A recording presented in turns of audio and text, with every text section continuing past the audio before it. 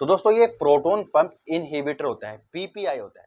तो खाली पेट ही लेना पड़ता है तभी ये काम करती है। तो भैया बात करेंगे इस वीडियो में पेंटोसिड 40 mg टेबलेट के बारे में।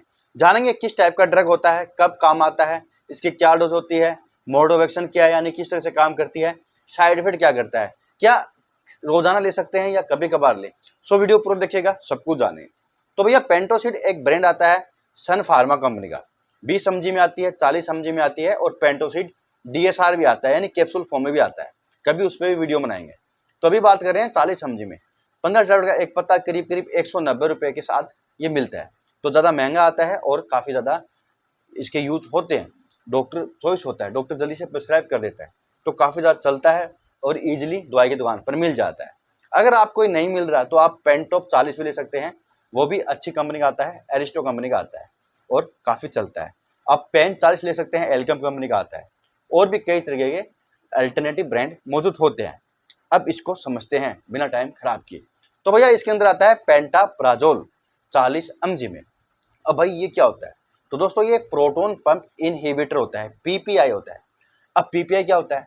देखिए एक कैटेगरी होती है जिसके अंदर कुछ सोल्ट, कुछ इंग्रेडिएंट आते हैं, जैसे कि ओमिप्राजोल आता है जो कि एक बेसिक होता है, ठीक है, रेबिप्राजोल आता है, पेंटाप्राजोल आता है, इसामोप्राजोल आता है, तो कई तरह के और भी आते हैं। तो इसके अंदर आते हैं, उस कैटेगरी कहते हैं पीपीआई, प्रोटोन पंप इनहिबिटर।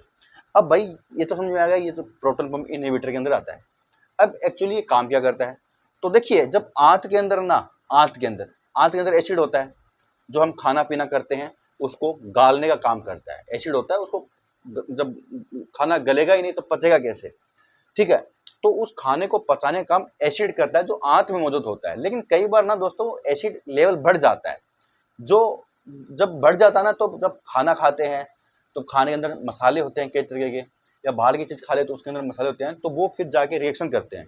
उससे होता क्या कि उससे आपको हार्ट बर्न होगा, गैस बनेगी, ठीक है, चेस्ट पेन होगा, गैस के कारण गैस के बुलबुले रिलीज नहीं होंगे, पेट फूला फूला दिखेगा, खाओगे तो एक रोटी लगेगा कि 10 रोटी खा लियो, इतना फूल जाएगा, भूख कम लगेगी, खाना पचेगा नहीं।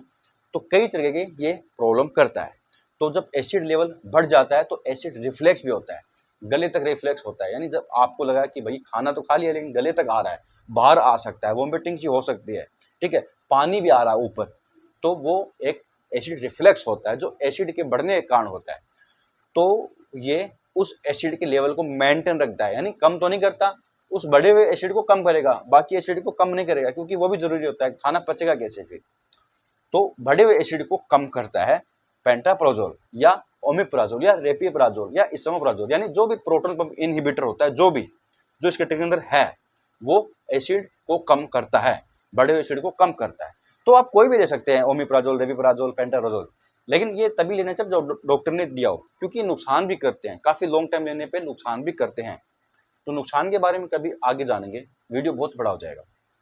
ऐसे कोई नुकसान नहीं करता अगर आप कुछ दिन के लिए ले रहे हो, कुछ मंथ के लिए ले रहे हो, या कभी कभार जरूरत पड़ने पर ले रहे हो, ऐसे नुकसान नहीं करता। लगातार कई सालों तक ले रहे हो तब जाके नुकसान कर सकता है, ऐसे नहीं करता। तो भैया बात करते हैं इसको किस तरह से कंज्यूम किया जाता है, यानी कब ली जाती है, खाली पेट या खाने के बाद लें।